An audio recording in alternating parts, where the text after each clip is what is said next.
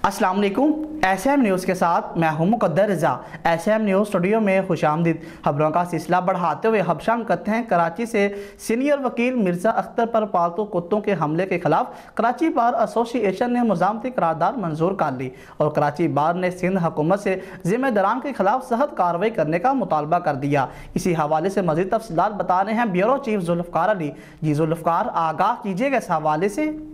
जी बिल्कुल, Karachi bar association की मजमती करारदाद में कहा गया है कि 16 जून को डिफेंस के इलाके में 2 पालतू कुत्तों ने सीनियर वकील मिर्ज़ा अख्तर पर हमला कर दिया। जख्मी वकील सड़क पर पड़े रहे। ना तो कुत्तों के मालिक ने मदद की और ना ही किसी और ने।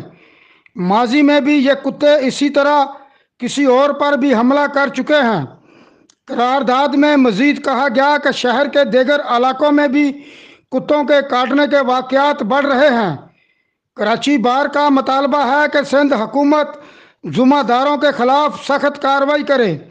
मैं आपको बताता चलूँ कि वाक़े का मुकदमा दरख्शा थाने में दर्ज है, जबकि कुत्तों के मालिक ने जमानत कबल अज गिरफ्तारी हासिल कर रखी है। जी बहुत शुक्रिया जुल्फ़कार तफसीलात से आगाह करने के लिए। अब तक के लिए इतना ही। मज़ीद खबरों के लिए देखते रहिए SM न्यूज़।